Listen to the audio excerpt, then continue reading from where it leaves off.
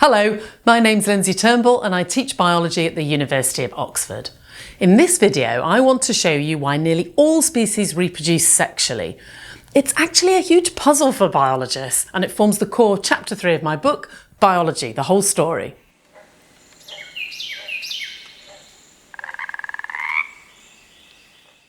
In 1928, the legendary songwriter Cole Porter penned some famous lyrics. He wrote, "Birds do it, bees do it, even educated fleas do it. Let's do it, let's fall in love." Well, I hate to be the party pooper, but I don't think bees or fleas are capable of a complex emotion like love. Instead, what Cole Porter was really talking about was sex.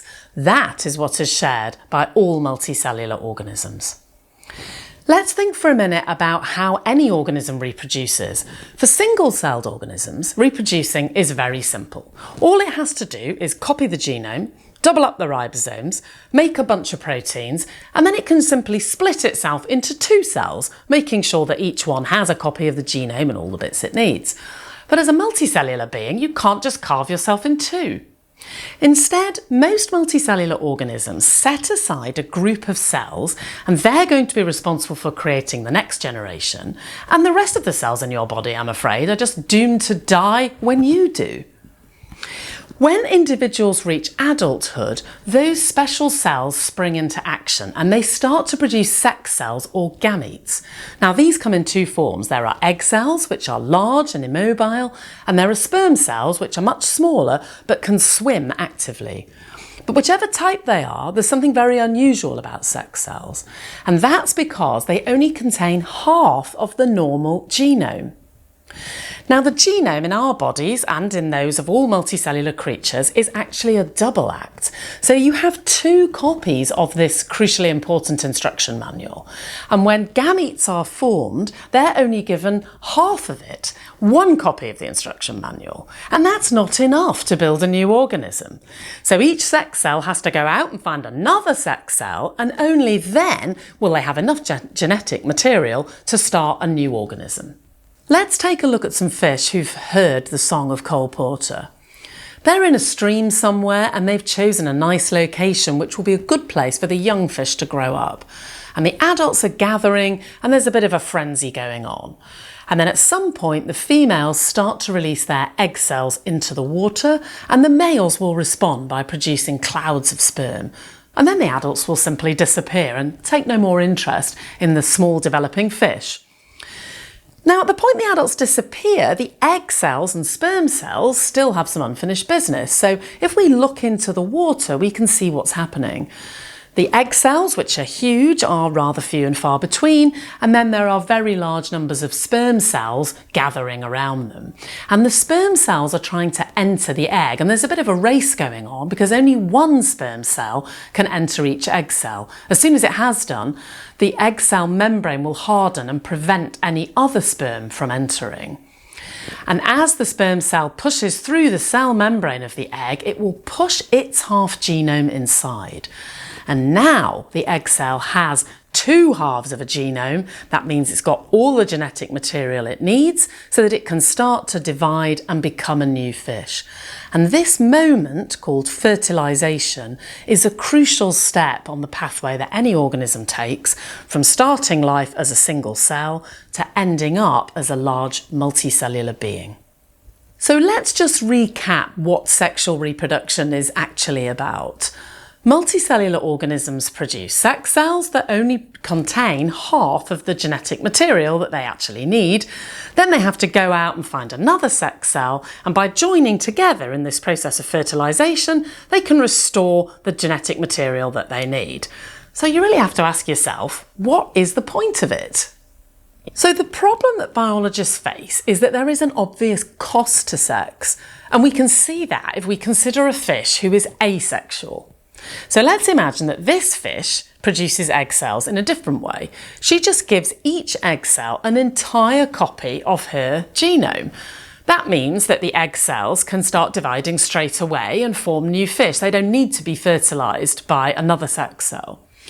And when those fish mature, they'll all be female and they can all immediately start laying eggs of their own. So this population is going to increase really quickly.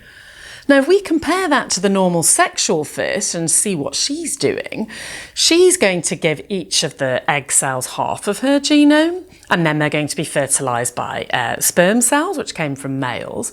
And that means half of her offspring are going to be male.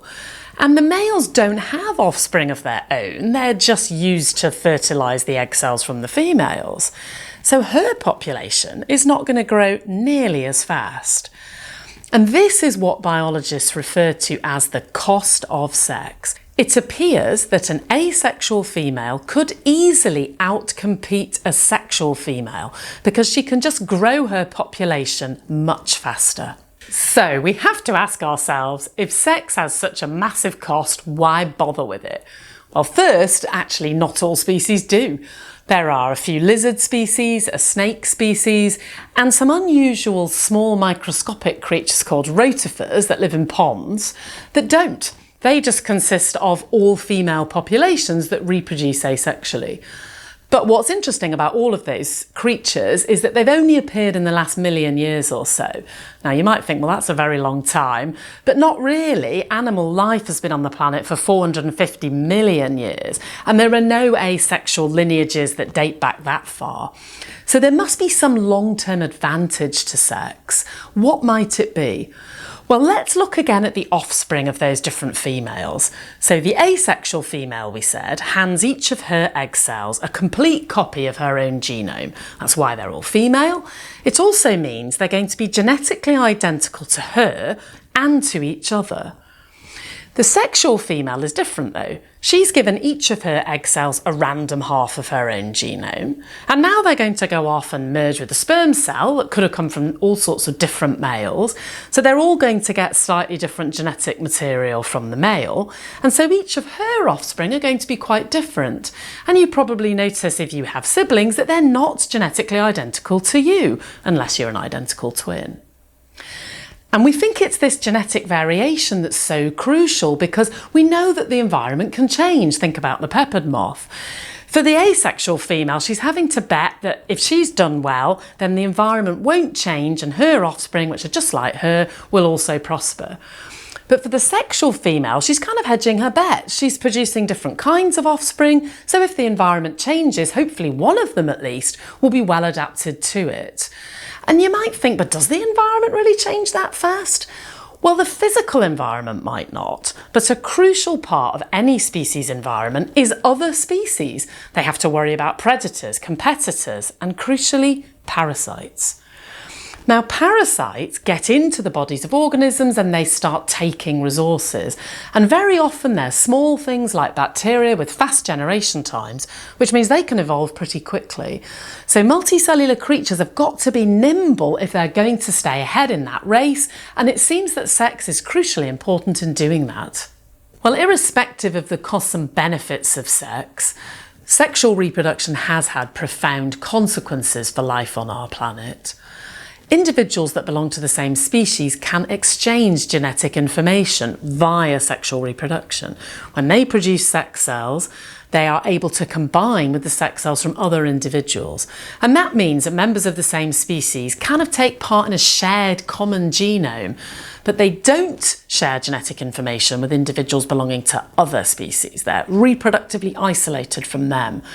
And that's actually one of the commonest definitions of a species. We say that individuals belong to the same species if in theory they can have sex with each other and produce fertile offspring. Now, this isolation is important because it means that each species can evolve independently and follow its own evolutionary trajectory. And it's only by doing that that we can build this incredible diversity of life that we have on our planet. If we also compare the genomes of different species, we can find out how similar or different they are. And we use a technique called genome sequencing. And we can use that technique to build family trees of different species. Here's one, for example, for the great apes. Now, for the great apes, there are only 4 species. There's the orangutan, the gorilla, there's us, modern humans, and there's chimpanzees. And by comparing the genomes, we know how closely related those different species are to each other. So we know, for example, that humans and chimps are most similar. Their genomes are very similar indeed. And that's because they last shared a common ancestor about 5.5 million years ago. But humans and chimps collectively last shared a common ancestor with gorillas about 8 to 10 million years ago. So the genome of gorillas is more different to that of humans or chimps than the human-chimp genomes are to each other. And if we go further back in time to about 14 million years ago, then that's when the orangutans branched off. So prior to about 14 million years ago, there was only that one species of great ape that eventually gave rise to all four. Well, I hope you enjoyed today's video, and if you did and you found it useful, then please do share. There's a lot more depth and detail in chapter 3 of my book, and you can find a link to it below. There's also extra information, of course, about why males and females look different in some species and not in others, and how sex is determined in different species. If you'd like to watch the next video, then there's one coming soon on chapter 4, which is all about energy.